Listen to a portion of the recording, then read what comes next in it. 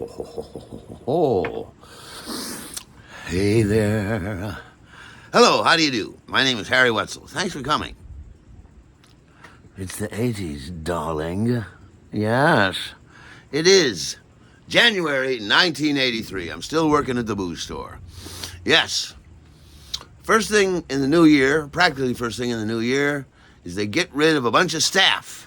We don't need the holiday staff anymore. So a dozen or so people get let go. They're given the option. A couple people are given the option if they wanted to stay. I wanted to stay. I had a paying job. I didn't want to go look for another one. Keat stayed on. Rodent took off. And the rest of the staff was pretty much a bunch of other people who were already there.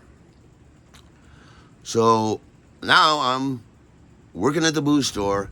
And the crush is over. The crush is over.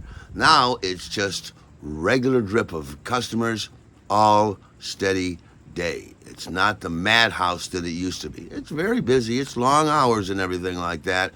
But it's not the ridiculous, overwhelming battle conditions that it used to be. It's great. It really is. Now it's just a job. It's fine. It's the middle of January. The 19th. Edgar Allan Poe's birthday. Yes. This is the time of January that back in Michigan is the doldrums. And they're experiencing a cold snap. But here in New York, it's a different climate, and we're experiencing mild temperatures in the 40s. It's delightful. January in the 40s. To a Midwesterner, that is warm. So, one night, the 19th of January, 1983, I'm on the subway on the way home, and the subway car lurched. And I almost bumped into a beautiful young woman, and we met eyes. I saw the dark eyes of a beautiful young woman. I saw her face for just a moment, and I was immediately smitten because she was so pretty. Well, I don't want to gawk, so I turned my back and leaned up against one of the poles in the subway car. I don't want to be some sort of stalker, but she was so pretty, I'm already smitten. That's all right. So, we're on the Double R, the loudest subway line in the subway system. And we get to the Steinway stop. I turn around, and she is getting off at the same stop as I am. And she actually turns around, and we meet eyes again. And I give a sort of shocked look, and I sort of smile, and she sort of smiles, and then turns away and keeps on walking. And I'm like, oh well. Just chalk it up to another crush. Another crush will be along presently. Just you wait. Just you wait.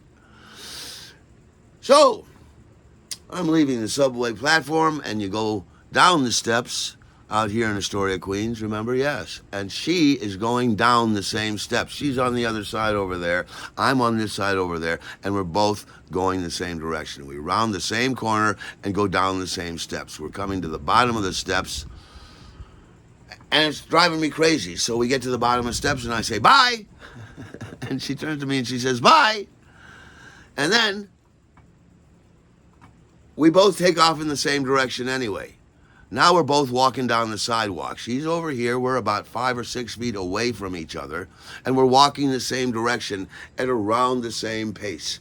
I'm about a pace or so behind her, and I'm like, should I really slow down and let her just move on, or does it seem like I'm following her then? Or should I speed up and leave her behind? It was weird. And we're walking, and my mind is all hopped up on mystery. The electricity is killing me because I can feel it. I don't know if she can, but we're walking, and we're walking the same pace, the same rate, down the same street. It's a couple of blocks, and we're walking the same street. I can't take it any longer, so I just turn to her, and I say, hi! And she turns to me, and she says, hi. So I offer my hand. I say, how do you do? My name is Harry, and we have a little shake. We have a little shake, just the tips of our fingers like that, and we keep on walking. She says, I'm Maggie. And I'm like, ah. And I cut right to the chase. I say, would you like to go to dinner sometime? And she said, yes, I'd like that. We could go to dinner sometime. And I'm like, yes. I go, well. And she says, I turn here. I says, ah. She says, I live just up the block. I say, I'm just 2 blocks up this way. We're neighbors. So now, so I turn with her and we're walking down the street and I say, can I get your number? She says yes, and she stops. She pulls out her purse, she takes out a little notepad, and she dashes her number down on a piece of paper. I take out my breast pocket notebook I'm always carrying with me, check it to make sure that I can read all the numbers, and I put it in my book in my pocket. And then we start walking again. And she says, I live right up here. So we get to her house, and I say, when do I call you? When do we get together? Can I see you tomorrow? And she said, okay, tomorrow is okay. Call me tomorrow at 8. And I said, I shall. And she said, this is my home. And I say, all right. May I kiss your hand? And she says, okay. And she lifts her hand up, and I give her a smooch, a dry smooch. And she says, all right, Harry. And she goes to her front door and unlocks it. She says, I'll see you tomorrow. I said, I'll talk to you tomorrow. I'll see you tomorrow. She says, bye, Harry. And she shuts the door. And I'm standing there. I am elated. This is a fresh girlfriend. Maybe this is a fresh girlfriend. And she just lives a couple of minute walk away. This is perfect. Plus, she's an accent girl. Oh, I'm a sucker for an accent. It means they're smarter than me. It means she knows 2 languages. Intelligence is an aphrodisiac. Yes. So, I walk home to my apartment, I go upstairs, and now all I have to do is wait until 8 o'clock tomorrow. All I have to do is wait 24 hours. 24 hours later, I'm back home from work. I hoped I would see her on the subway ride on the way home. I did not. I got home, I cleaned up, and I got ready to call exactly at 8 p.m.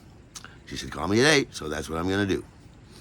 So I get ready, and at 8 o'clock, exactly, I dial her number. Somebody answers, probably her mom. She says, hello? I say, yes, hello. May I speak with Maggie, please? She says, just a minute. And she calls something back in the phone, back in the yard, back in the room. She says something in Spanish or something like that.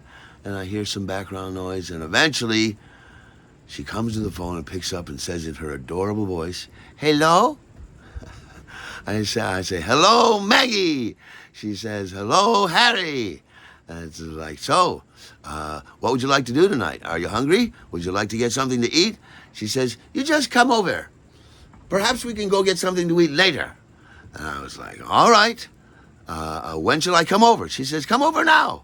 I said, I shall.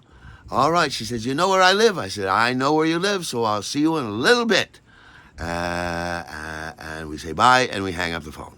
All right. It's just a couple-minute walk, so I have a quick cigarette, and I brush my teeth again, and I start off to meet my date on my first New York date. Yes. So I get to her front door, and I knock politely, and I wait a little bit. I wait a little bit longer, and I'm considering knocking again when I hear something inside. Somebody comes to the door. You hear somebody comes to the door, and a woman opens the door, and she looks just like Maggie. It's obviously her mom, but she looks just like Maggie. And for a split second, I thought that Maggie had done something with her makeup. But no. It's a very beautiful lady, and it's her mom. She says, Harry? And I say, yes. Putting on my best manners, I say, how do you do? My name is Harry. Is Maggie at home, please? And she says, come in. And so she opens the door, and I walk into another land. I walk into another country. It's Ecuador, 1966 in this apartment. It is beautifully decorated with tapestries and colorful drapes. There's art on the walls, and there's many photographs. There's icons on the wall.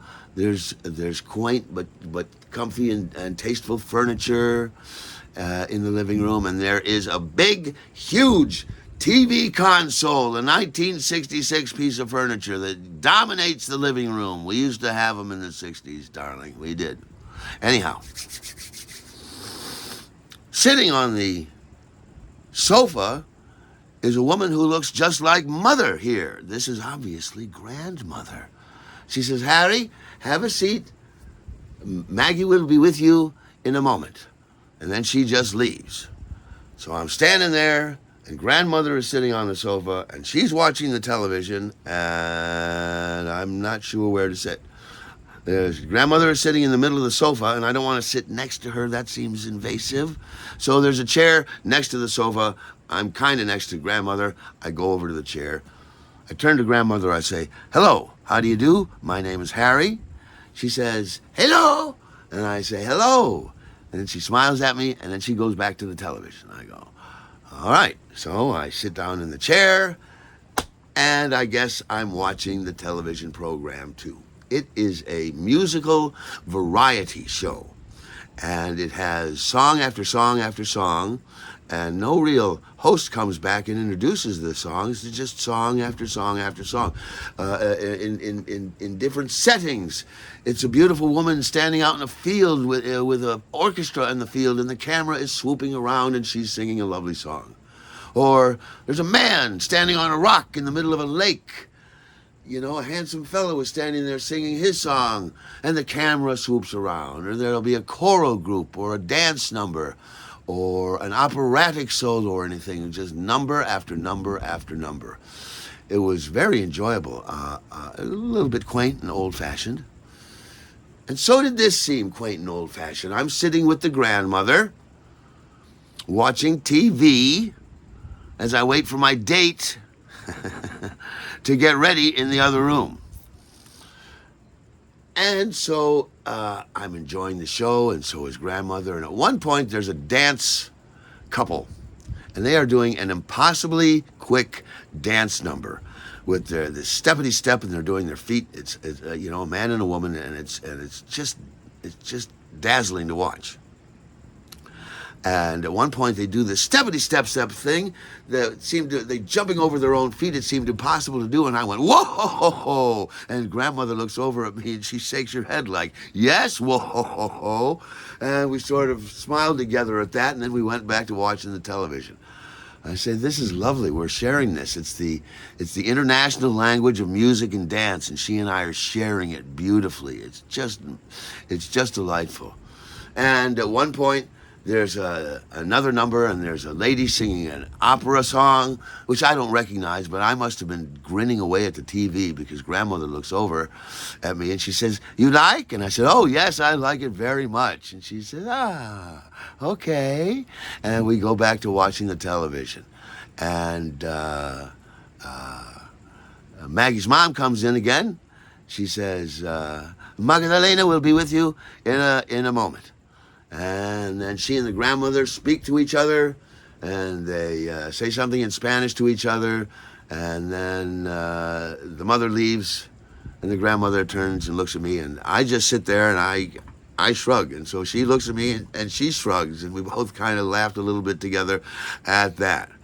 I say, yes, you know, language barrier or no, I am having a terrific date with Grandmother.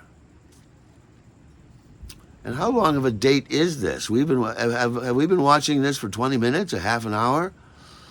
All right, you know, it is. It's very quaint, and it seems very old country. You know, I'm perhaps getting cased or scoped out by the Grandmother as to what type of individual I am. You know.